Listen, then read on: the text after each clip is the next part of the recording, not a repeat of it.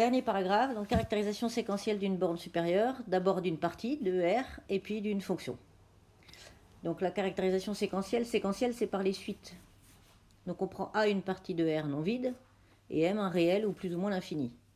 Si on veut que M soit la borne supérieure de A, il suffit que M major A, et qu'il existe une suite d'éléments de A qui tendent vers M. Donc ça marche si M est plus l'infini. Et de la même façon, si on veut que M soit la borne inférieure de A, il suffit que M minore A et qu'il existe une suite d'éléments de A qui converge vers M. Enfin, qui tend vers M, parce que ça peut être M égale moins l'infini.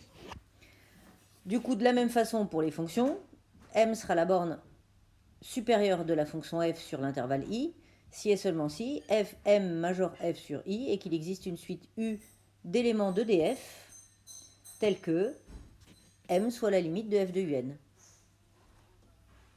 Pareil pour la borne inf, sauf que la borne inf, il faut que ça minore.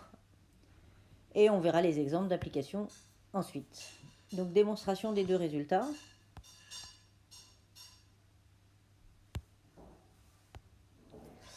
Donc on prend une partie de R, non vide, et M réel ou plus l'infini, puisque je vais caractériser la borne sup.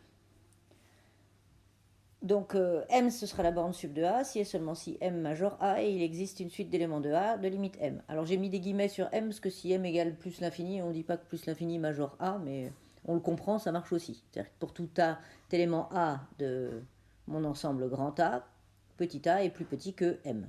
Donc pour tout x dans A, x est inférieur ou égal à plus l'infini, ça marche évidemment. Alors, hypothèse. Donc, je fais dans les deux sens, par double implication. Donc, premier sens, je suppose que M, c'est la borne sub de A.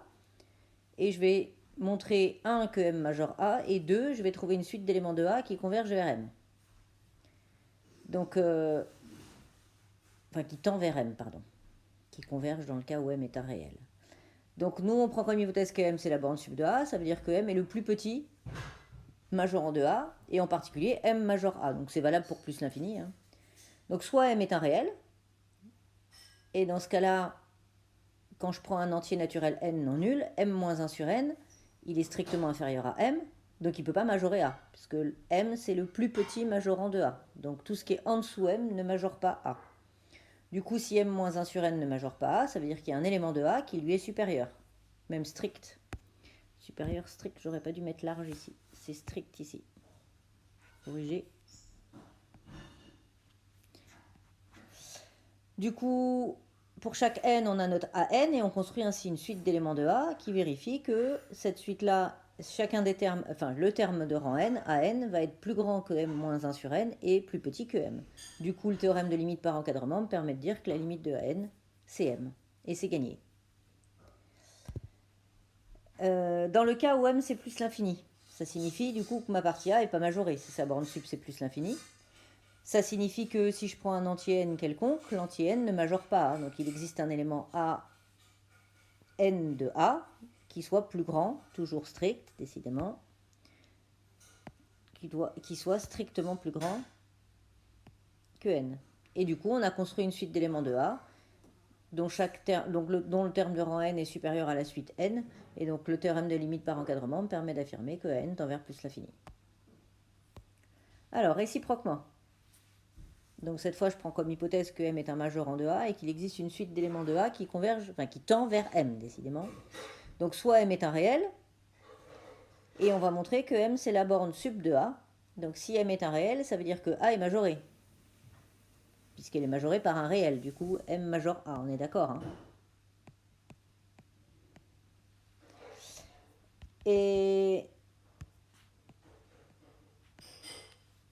Et comme elle est non vide, du coup elle met une borne sup qui est finie. Cette borne sup, c'est le réel que je note S. Il vérifie quoi? Il vérifie que c'est le plus petit majorant de A, ça veut dire qu'il majore A, et n'importe quel élément inférieur à S ne majore pas A.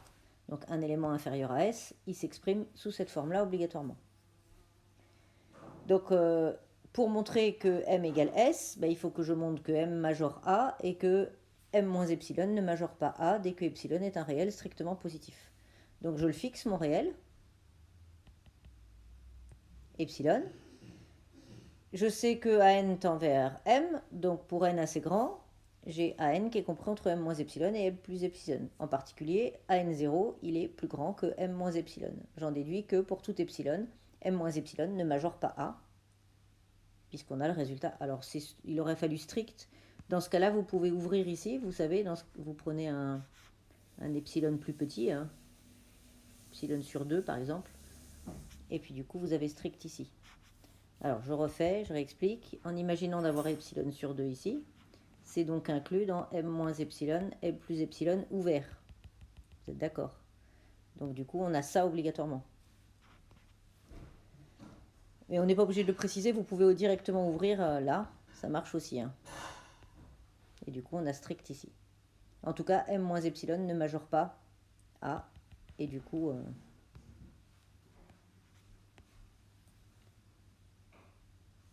M est le plus petit majorant de A, c'est bien la borne sup de A. Ok. Ensuite,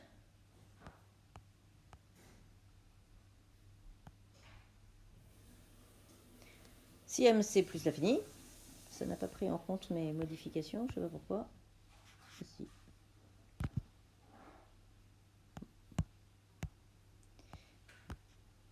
Donc, si M c'est plus l'infini, donc A contient une suite de limites plus l'infini, du coup A n'est pas majoré, et par conséquent sa borne sup c'est bien plus l'infini qui était M. Alors, pour les fonctions. Donc on prend f, une fonction définie sur un intervalle i. La borne sup de f sur i, c'est la borne sup de l'ensemble f de i. Donc mon ensemble A ici, c'est l'ensemble des f de x quand x appartient à i. La borne sup, elle est réelle ou bien plus l'infini. Donc pour que mon réel m soit, ou m qui est soit un réel, soit plus l'infini, pour que ce soit la borne sup de f sur i, ben, il suffit que m majore f de i. Donc c'est ce que je dis ici, m major f de i.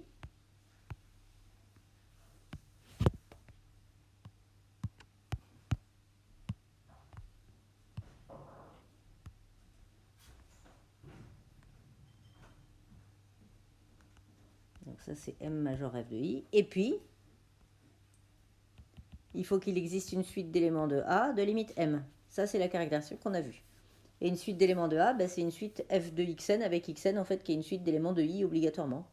Donc on obtient le résultat souhaité. Alors des applications. D'abord des calculs de bornes sup grâce à ces suites-là. Donc on prend l'ensemble A qui contient les réels de la forme moins 1 puissance n plus 1 sur n plus p avec n et p des entiers naturels non nuls. On veut trouver la borne sup et la borne inf. Donc d'abord A c'est bien un sous-ensemble de R, il est non vide, il suffit de prendre des valeurs pour n et m, donc j'ai pris 1 et 1. Et puis il est borné puisque chacun des termes est compris entre moins 1 et 3 demi. Donc j'en déduis que A admet des bornes sup et inf qui sont finies. Maintenant, quelles sont les valeurs de ces bornes sup et de ces bornes inf? On se rend compte ici que le moins 1 puissance n, ça va dépendre, la valeur dépendra de la parité de n. Donc j'ai pris les cas, donc je prends un entier n non nul, un entier p non nul, et je traite le cas n pair et n impair. Donc si n est pair, du coup on a n de la forme 2q, pardon, pas de p mais de q. Ici c'est bien un q, hein. Tac.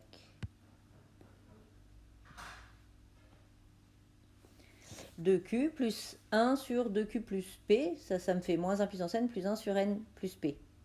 Le moins 1 puissance 2q me donne 1, et on obtient du coup cette écriture-là. Cette écriture-là, elle sera plus petite que 1 plus 1 tiers, puisque le p plus 2q, q il ne peut pas être nul, puisque mon entier n n'est pas nul. Hein. Du coup, 2q c'est au moins égal à 2, et p est au moins égal à 1, et donc on a notre majorant qui est 4 tiers. Si n par contre est impair, on a le moins 1 puissance n plus 1 sur n plus p sera égal à moins 1 plus 1 sur 2q, toujours q, hein, plus p plus 1. Et du coup, ça c'est négatif, puisque ça va être plus petit que 1, hein, obligatoirement. C'est compris entre 0 et moins 1. Du coup, on a 4 tiers qui majore A et moins 1 qui minore A. De plus, 4 tiers, il est dans A. Je prends n égale 2, p égale 1. Donc mon 4 tiers, c'est le maximum de A. Par contre, moins 1, il n'est pas dans A, mais il y a une suite d'éléments de A qui tend vers moins 1. Puisque si je prends n égale à 1, et p quelconque, le réel moins 1 plus 1 sur P plus 1, c'est un élément de A obligatoirement. Ça fait partie de A. Et c'est une suite d'éléments de A. Et cette suite-là, elle tend vers moins 1. Donc le théorème précédent me dit que du coup, moins 1, c'est ma borne inférieure de A, mais ce n'est pas un minimum puisqu'il ne fait pas partie de ma partie A. Alors, deuxième exemple, on prend A, c'est l'ensemble des parties entières de X sur X, lorsque X est un réel positif non nul. Alors d'abord, A est bien un sous-ensemble de R, il est non vide, il suffit de prendre une valeur de X, j'ai pris 3,5. Et puis en plus, quand on prend X positif et non entier, on a partie entière de X qui est strictement plus petit que X, et tout ça c'est positif. Du coup je divise par X, qui est non nul, hein, et on obtient que partie entière de X sur X est toujours compris entre 0 et 1. Du coup A est majoré et minoré, majoré par 1, minoré par 0, et du coup les bornes inf et les bornes sup existent et sont finies. On se rend compte que 0 va faire partie de l'ensemble A, puisque si je prends un réel X non entier, un réel strictement compris entre 0 et 1, sa partie entière est nulle, et du coup sa partie entière sur X est nulle aussi, et du coup ce réel-là, 0, est bien dans A. Comme il minore A, du coup c'est le minimum. Et on va montrer que 1, c'est la borne supérieure de A en utilisant les suites. Donc je vais chercher une suite d'éléments de A qui convergent vers 1. Et cette suite-là, elle est très simple. J'ai pris X égale à 1 plus 1 sur n. C'est pas un entier naturel, on est d'accord, 1 plus 1 sur n. Hein. C'est un réel positif. Et donc la partie entière de 1 plus 1 sur n, c'est 1, puisque 1 sur n sera... Alors j'aurais dû prendre plus grand, pardon. On va changer ça. Parce que pour n égale 1, ça ne marchait pas. Donc il faut prendre ici... On va effacer ça. Il faut prendre n supérieur ou égal à 2. C'est trop gros. Attendez, tac.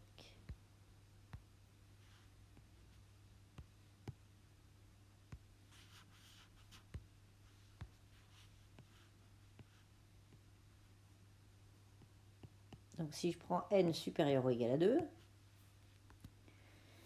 on a la partie entière de 1 plus 1 sur n sur 1 plus 1 sur n, qui est égale à 1 sur 1 plus 1 sur n, et ça tend vers 1 quand n tend vers plus l'infini. Du coup, on a trouvé une suite d'éléments de A, dont la limite était 1, et j'en déduis que la borne sub de A c'est 1, mais 1 ne fait pas partie de mon ensemble A, puisqu'on avait une égalité stricte. Hein. Donc ici on a une inégalité stricte. Du coup, 1 ne fait pas partie de mon ensemble, et on a déduit que A n'a pas de maximum.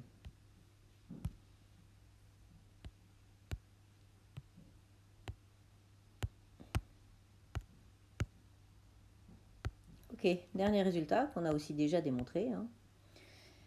On prend une fonction f,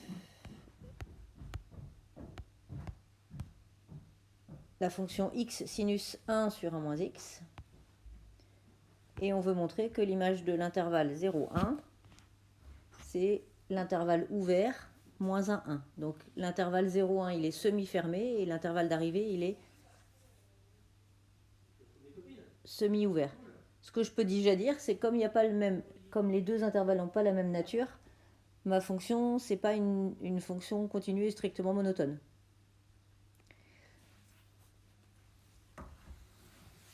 Alors elle est continue, donc elle ne doit pas être strictement monotone. D'accord ? Elle est continue sur l'intervalle 0,1. Donc je peux déjà dire que l'image de l'intervalle 0,1, c'est un intervalle dont les bords vont être la borne inférieure de f sur 0,1 et la borne supérieure de f sur 0,1. Vous vous souvenez, on notait ça comme ça, f de 0,1. Quand je ne sais pas la nature à l'arrivée, je ne sais pas si c'est ouvert ou fermé, pardon. Je mettais des barres comme ça, et puis il fallait préciser les barres. Donc on va mettre sur i ici en disant que i c'est 0,1. Ok ? Et ça c'est à préciser. Les deux bords, on ne sait pas si c'est ouvert ou fermé. On peut le dire dès que la fonction est continue strictement monotone, on a la même nature au départ et à l'arrivée. Ok. Donc c'est parti, comment on va trouver que la borne inf de f sur 0,1 c'est moins 1 et comment on va prouver que la borne sub de f sur 0,1 c'est 1 et que f n'a ni maximum ni minimum. Donc je prends un x dans 0,1, sinus il est toujours compris entre moins 1 et 1, quel que soit ce que mange le sinus. Comme x est compris entre 0 et 1, du coup on va avoir x sinus 1 sur 1 moins x qui va être strictement compris entre moins 1 et 1. Donc moins 1 et 1 sont respectivement un minorant et un majorant de f sur 0,1, mais ne sont pas atteints par f. Donc, c'est-à-dire qu'on peut l'écrire comme ça. 1, il n'appartient pas à f de i, à f de 0,1. Et pareil pour moins 1. Ni 1 ni moins 1 ne sont dans l'intervalle image, parce qu'ils ne sont pas atteints par la fonction. Alors, pour prouver que c'est les bornes inf et les bornes sup, maintenant qu'on a montré que c'est des majorants, il suffit maintenant, avec la caractérisation, de prouver qu'il y a deux suites d'éléments de 0, 1, dont les images par f sont respectivement 1 et moins 1. Donc, pour construire de telles suites, moi, si je veux que f de un tende vers 1, il suffit de choisir le sinus de 1 sur 1 moins un tout le temps égal à 1 et la limite de un égale à 1. Parce que du coup, f de un c'est un fois sinus de 1 sur 1 moins un. Donc si le sinus vaut 1, en fait je vais avoir f de un égale un et qui tendra vers 1. Donc si on veut que le sinus soit égal à 1, vous faites la résolution. Donc je vous rappelle que les implications sont dans ce sens-là, parce que c'est bien dans ce sens-là. Hein. Parce que dans l'autre sens, on n'aurait pas le même n ici et ici. D'accord ? Mais on a le droit de choisir le même n, parce que nous, c'est dans ce sens-là que ça nous intéresse. Et du coup, on trouve cette valeur-là pour un. Alors, on regarde, c'est bien compris entre 0 et 1, ça tend bien vers 1. Et donc, quand on calcule f de un, on a bien un, puisque sinus de 1 sur 1 moins un, ça vaut 1. C'est comme ça qu'on a choisi notre un. Et ça tend bien vers 1, donc un convient. Et vous faites exactement la même chose avec vn. Je vous laisse regarder, chercher déjà, et regarder.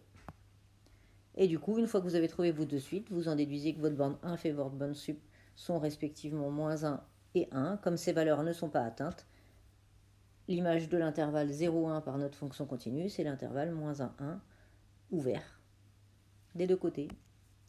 Et voilà la fin du chapitre.